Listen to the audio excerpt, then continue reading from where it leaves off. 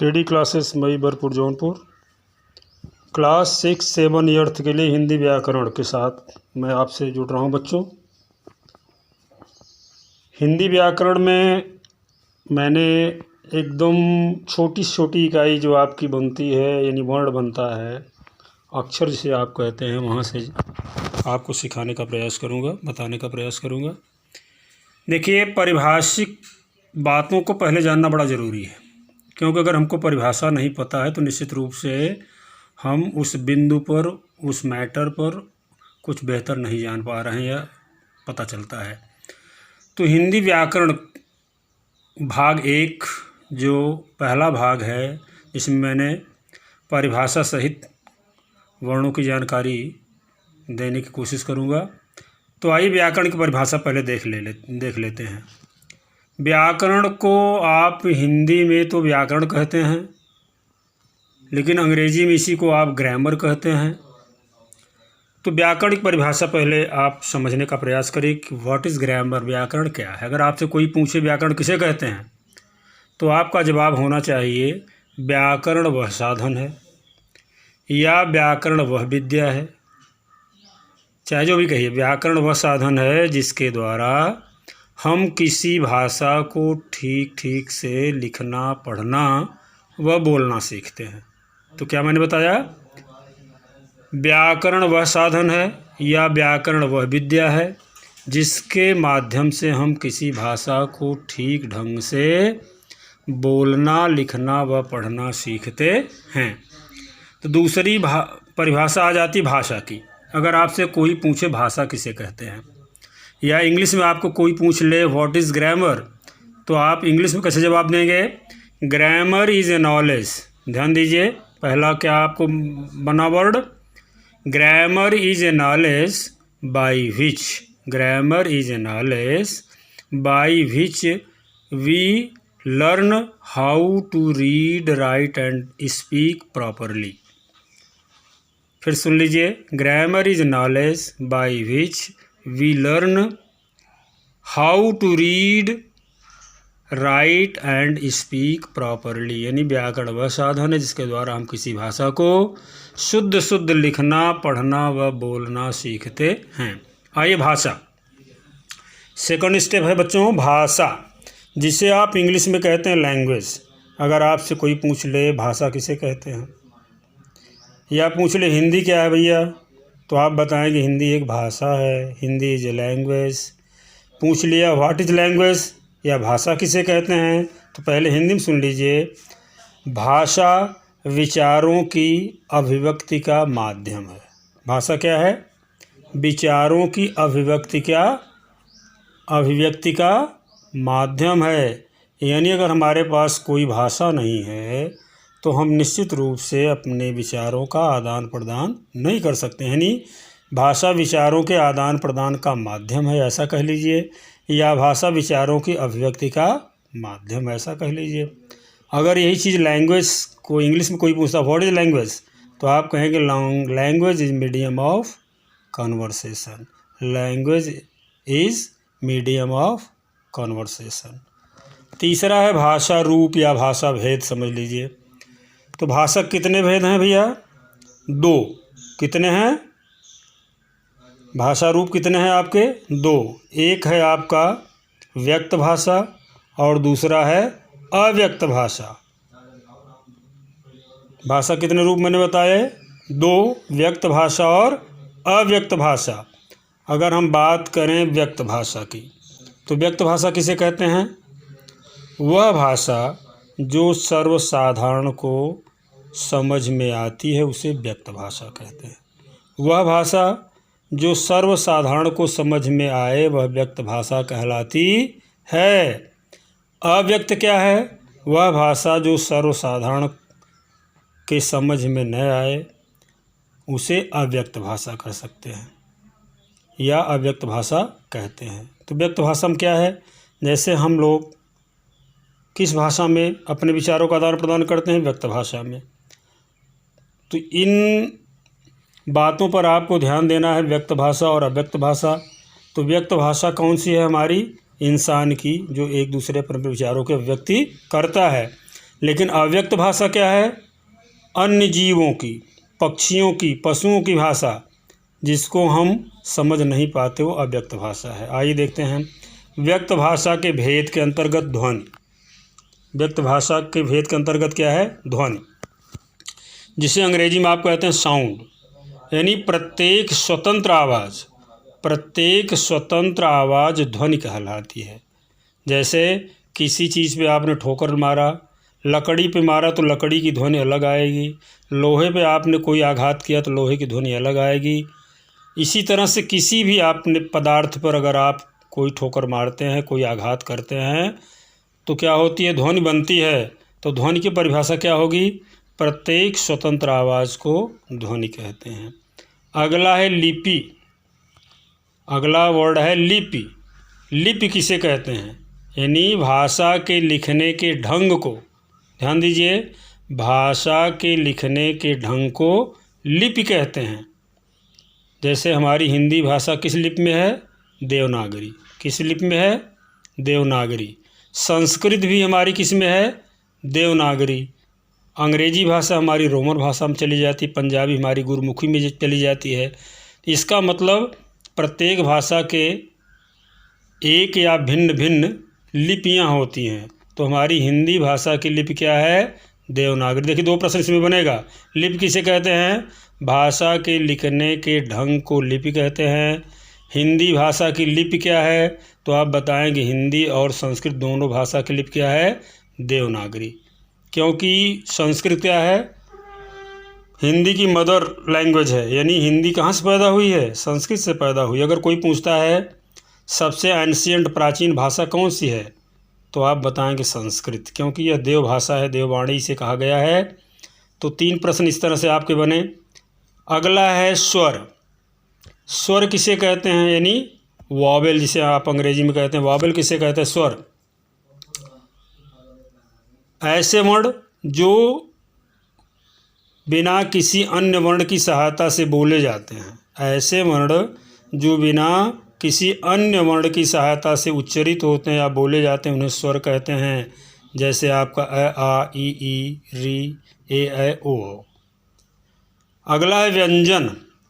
वे वर्ण जो स्वर की सहायता से बोले जाते हैं, वे वर्ण जो स्वर की सहायता से बोले जाते हैं उन्हें व्यंजन कहते हैं। क्या कहते हैं? व्यंजन।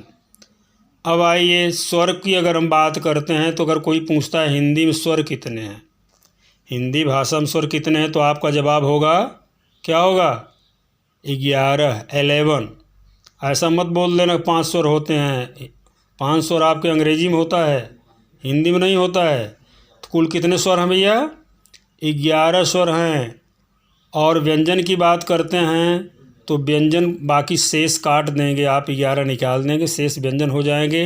अगर कुल वर्णों की संख्या पूछी जाए कि हिंदी भाषा में कुल कितने वर्ण हैं, तो आपका जवाब होगा 52। कितना होगा? 52, 52। कहीं कहीं आपको 48 मिल सकता है, कहीं 50 मिल सकता है, कहीं आपको 52 मिल सकता है। तो अभी हम बताएंगे 52 कैसे है, अभी हम आपको गिनाएंगे भी, आप अच्छी तरह समझ लीजिएगा। अब लिपि हो गया, स्वर हो गया, व्यंजन हो गया। अब स्वर के प्रकार को समझ लीजिए।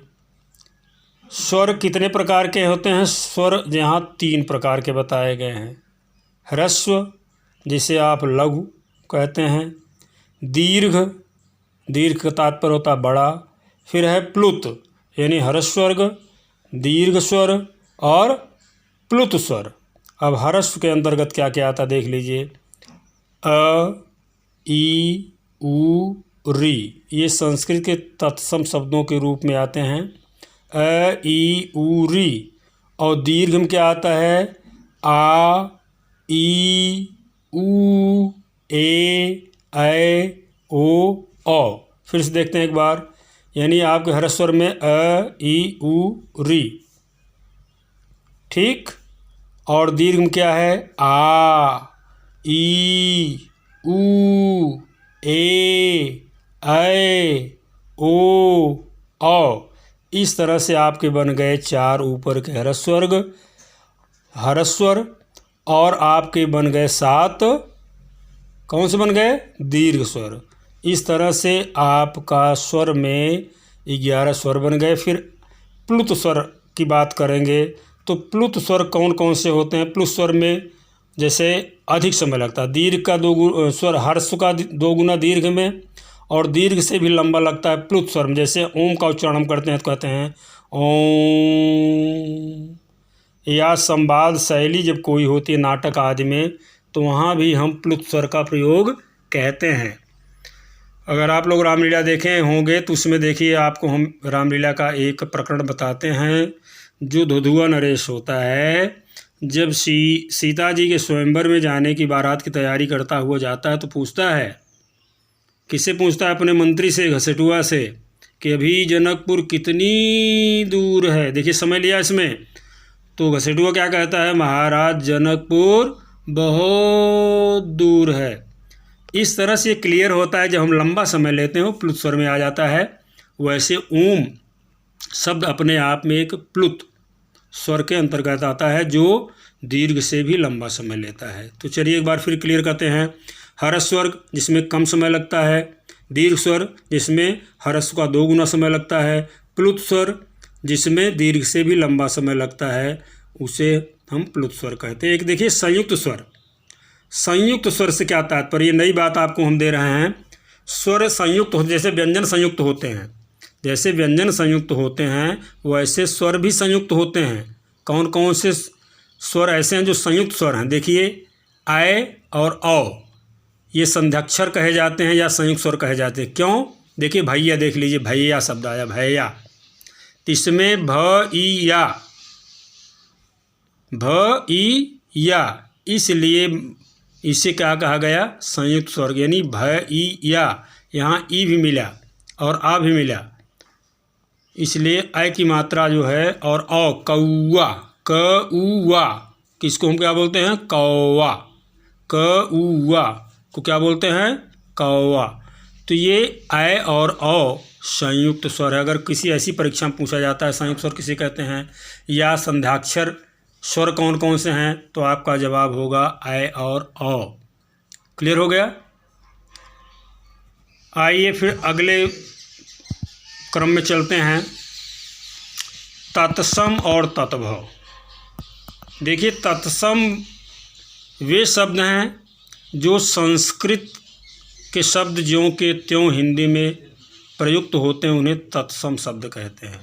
आप तत्सम शब्द, तद्भव शब्द पढ़ेंगे व्याकरण में, तो अगर आपसे कोई पूछे तत्सम किसे कहते हैं, तो आपका जवाब होगा वे शब्द जो संस्कृत के मूल शब्द हिंदी में आज भी प्रयुक्त होते हैं, उन्हें तत्सम शब्द कहते हैं।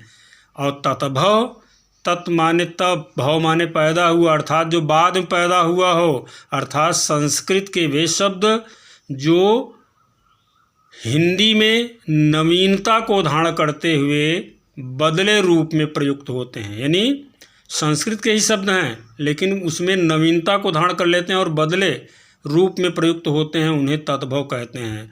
जैसे आपको अब समझना होगा कि तत्सम और तत्भव क्या है। जैसे हम कह दें घृत, घृत माने क्या होता है? घी।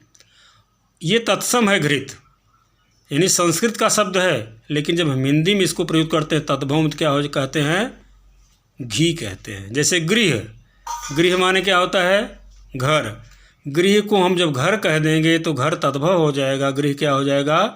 तत्सम हो जाएगा।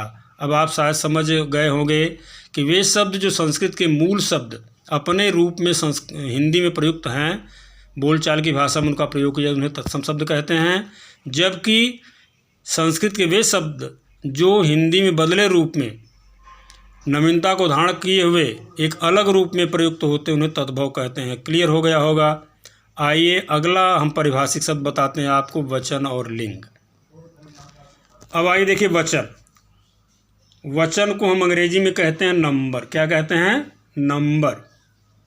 मैंने भी नंबर और लिंग यानी नंबर और जेंडर दोनों का वीडियो पोस्ट किया था इंग्लिश ग्रामर में, तो यहाँ हिंदी हम आपको पढ़ा रहे हैं। तो वचन कितने हैं भैया? 2 हैं। कितने हैं? 2। एक वचन और बहुवचन। वचन मत बोलना, वह है वचन। एक वचन, बहुवचन। अब एक वचन किसे कहते हैं? जिससे एक का बोध हो, एक इकाई का बोध हो उसे एक वचन कहते हैं, जिससे एक से अधिक इकाई का बोध हो उसे बहुवचन कहते हैं। मैंने अंग्रेजी में बताने का प्रयास किया था, आपको समझाया था। Number, a noun that denotes one person, place और thing is said to be in singular number. वह संज्ञा शब्द जिससे किसी एक व्यक्ति, एक स्थान अथवा एक वस्तु का बोध होता है वह एक वचन कहलाता है, सिंगुलर नंबर कहलाता है। इसी प्रकार से a noun that denotes more than one person, place और thing is said to be in plural number. वह संज्ञा शब्द जिससे एक से अधिक व्यक्ति, वस्तु अथवा स्थान का बोध होता है उसे बहुवचन कहते हैं। समझ में आ गया? यानी वह संज्ञा शब्द जिससे एक से अधिक व्यक्ति, स्थान, वस्तु का बोध होता है बहुवचन कहलाता है। वह संज्ञा शब्द जिससे एक का बोध होता है, चाहे व्यक्ति हो, चाहे वस्तु हो, चाहे स्थान हो, वह एक वचन कहलाता है। जैसे अगर हम कहें कुर्सी लाओ तो कुर्सी यहाँ एक है, अगर कहें कुर्सियाँ लाओ तो इसका मतलब एक से अधिक की बात हो गई। हम गाय खा रही है, कहें गायें खा रही हैं। लड़का दौड़ रहा है, लड़के दौड़ रहे हैं। तो क्लियर हो रहा है कि नहीं क्लियर हो रहा है? इस तरह से वचन क्लियर हो गया आपका। आइए लिंग देखते हैं। देखिए हिंदी में आपने इंग्लिश में पढ़ा होगा 4 जेंडर, 4 लिंग पढ़ा है। कौन कौन सा? मैस्कुलिन जेंडर जिसे कहते हैं पुल्लिंग, फेमिनिन जेंडर जिसे कहते हैं स्त्रीलिंग, न्यूटर जेंडर जिसे कहते हैं नपुंसक लिंग, कॉमन जेंडर जिसे कहते हैं उभयलिंग। लेकिन हिंदी में ऐसा नहीं भैया, बच्चों ध्यान दीजिएगा। हिंदी में केवल 2 ही वचन हैं, लेकिन तीसरा वचन मानक हिंदी में अब प्रयुक्त होने लगा है। आपको नए ग्रामर में हिंदी में 2 ही लिंग मिलेंगे, लेकिन मैं आपको 3 लिंग बताऊंगा, क्योंकि हिंदी में अब 3 लिंगों का निर्धारण एनसीईआरटी ने कर रखा है। ज़रा ध्यान देंगे आप। पुल्लिंग तो आपका समझ में आता है, स्त्रीलिंग भी आपको समझ में आता है। अब आपके दिमाग में यह बात उठ सकती है कि यहाँ न्यूटर को, जो निर्जीव हों, वो किस लिंग में जाएंगे? तो देखिए आपको हम बता देंगे, हिंदी में जितने भी निर्जीव वस्तुएं हैं वो भी पुल्लिंग अथवा स्त्रीलिंग में स्थान अपना प्राप्त कर लेती हैं, बना लेती हैं। जैसे कोई कोमल चीज़ है वो स्त्रीलिंग चली जाती है, आकारांत स्त्रीलिंग बन जाता है। और कोई कठोर चीज़ है तो वो पुल्लिंग में, निर्जीव वस्तु है तो निर्जीव पुल्लिंग में चली जाती है। इसको आप विस्तृत आगे पढ़ेंगे बुक में। तो आइए लिंग को बताते हैं। पुल्लिंग, स्त्रीलिंग और उभयलिंग केवल हिंदी में 3 हैं, जबकि पुस्तक में आपको 2 ही मिलेगा। मैंने पहले ही बता दिया कि हिंदी में जो नपुंसक लिंग है आपका, जिसे हम अंग्रेजी में न्यूट्रल जेंडर कहते हैं, जैसे रोटी है, कपड़ा है, घड़ी है, दरवाज़ा है, नदी है, पहाड़ है, ये सब स्त्रीलिंग पुल्लिंग में जगह पाते हैं। हिंदी में ऐसा नहीं है, जबकि अंग्रेजी में ये नपुंसक लिंग में चले जाते हैं। तो पुल्लिंग मतलब जिससे पुरुष जाति का बोध हो, स्त्रीलिंग मतलब जिससे स्त्री जाति का बोध हो, उभयलिंग मतलब वे नाउन, वे संज्ञा शब्द जिससे दोनों का बोध होता, अर्थात पुरुष और स्त्री दोनों का बोध होता, उभयलिंग कहलाते हैं। अब आइए थोड़ा उदाहरण देख लेते हैं। जैसे मैं कह रहा हूँ लड़का, ये क्या हो गया? पुल्लिंग हो गया। लड़की, ये क्या हो गया? स्त्रीलिंग हो गया। तो लड़का लड़की क्लियर हो गया। अब आपके दिमाग में होगा कि अगर हम नदी कह दें तो नदी कहाँ जाएगा? स्त्रीलिंग में जाएगा। कहाँ जाएगा? स्त्रीलिंग में जाएगा। अगर पहाड़ पर्वत की बात कर दें तो पुल्लिंग में चला जाएगा, जबकि अंग्रेजी में ऐसा नहीं है, अंग्रेजी में थोड़ा अलग है।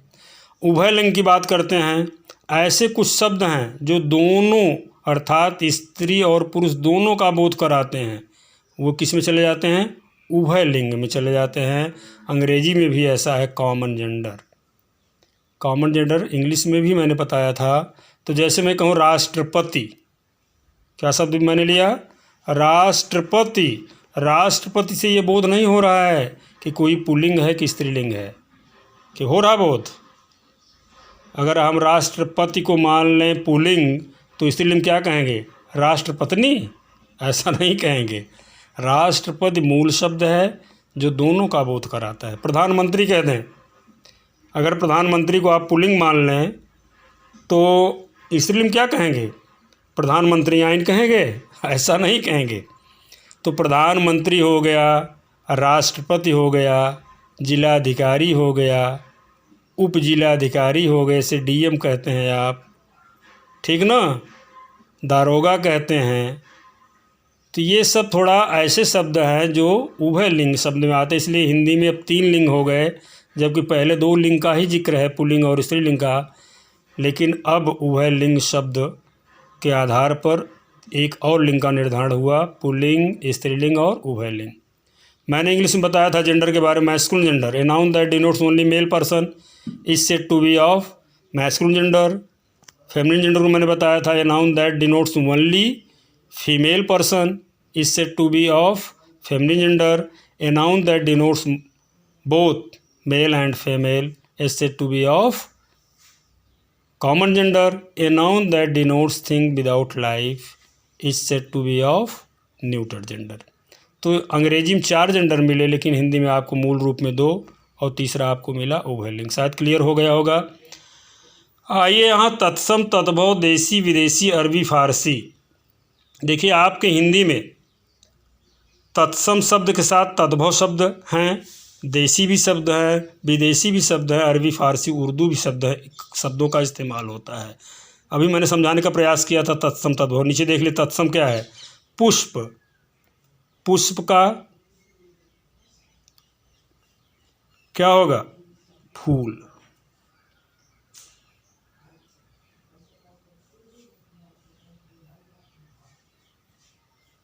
दधि, दधि क्या होगा? दही। पुष्प देखिए, पुष्प तत्सम शब्द है, इसका अर्थ क्या होता है? फूल। और दधि का दही। नित्य का, नित्य मतलब रोज, निद्रा का नींद, अकस्मात। ये थोड़ा लिखने में गलती हो गई है, कुछ शब्द ऐसे आ गए हैं। तो आप समझ गए तत्सम तद्भव यानी संस्कृत के वे शब्द जो मूल रूप में संस्कृत में प्रयुक्त होते हैं वो तत्सम कहलाते हैं, जबकि हिंदी में स्थान बना लेने के बाद रूप परिवर्तन के साथ तद्भव हो जाते हैं। देशी में देखिए, देसी शब्द झोला, ये आपका देसी शब्द है। पगड़ी, ये देसी शब्द है। टांग, ये देसी शब्द है। यानी हिंदी साहित्यिक परिमार्जित हिंदी में इनका प्रयोग नहीं होता है। टांग को हम पैर कहते हैं, पगड़ी को पाग कहते हैं, झोला को थैला कहते हैं। लेकिन देसी भाषा में झोला कहेंगे, झोला लाओ, थैला नहीं कहेंगे, पगड़ी पाग नहीं कहेंगे, टंगड़ी या टांग कह देंगे। विदेशी में देखिए, विदेशी शब्द ऐसे हैं जो अंग्रेजी के शब्द हैं। अफसर, लेकिन हिंदी में अफसर लिखा जाता है। कॉलेज, कॉलेज हिंदी में लिखा जाता है। कोर्ट हिंदी में लिखा जाता है, जबकि ये विदेशी शब्द हैं। हिंदी के न तत्सम शब्द हैं न तद्भव शब्द हैं। ये कौन शब्द हैं? विदेशी। अरबी फारसी कुछ शब्दों को देख लीजिए। आका, आफत, कत्ल, कानून, तारीख, ऐसे शब्द जो है अरबी फारसी अथवा उर्दू के शब्द हैं। इस तरह से बच्चों मैंने आपको बताने का प्रयास किया। परिभाषा भी मैंने समझाई आपको व्याकरण की। व्याकरण व साधन फिर से देख ली। व्याकरण व साधन जिसके द्वारा हम किसी भाषा को शुद्ध शुद्ध लिखना, पढ़ना और बोलना सीखते हैं। भाषा, भाषा विचारों का व्यक्त का माध्यम है। भाषा रूप मैंने दिया, मैंने बताया भाषा के 2 रूप हैं, व्यक्त और अव्यक्त। मैंने ध्वनि बताया, हर स्वतंत्र आवाज़ ध्वनि कहलाती है। लिपि मैंने बताया, भाषा के लिखने के ढंग को लिपि कहते हैं। स्वर मैंने बताया, वह वर्ण जो बिना किसी अन्य वर्ण के उच्चरित होते हैं। व्यंजन मैंने बताया, वह वर्ण जो बिना किसी स्वर की सहायता के उच्चरित नहीं होते हैं। स्वर के प्रकार मैंने ह्रस्व, दीर्घ, प्लुत दिया। ह्रस्व आपका अ, ई, उ, री 4 है, जिसमें कम समय लगता है। दीर्घ आ, ई, उ, ए, ऐ, ओ, औ, जिसमें 2 गुना समय लगता है। प्लुत जो है सबसे अधिक समय लेता है। मैंने बताया संवाद शैली में अथवा ओम को। मैंने संयुक्त स्वर भी बताया आपको, ऐ और औ 2 संयुक्त स्वर हैं, जिसमें मैंने उदाहरण दिया था भैया और कौआ का। तत्सम तद्भव मैंने बताया, वचन लिंग बताया। तत्सम तद्भव देसी, विदेशी और अरबी फारसी को मैंने समझाने का प्रयास किया। तो थैंक यू सो मच बच्चों, ध्यान दीजिएगा। इसके बाद हम वर्ण विचार पर आएंगे। अगला वर्ण विचार पर हम आपको पढ़ाएंगे।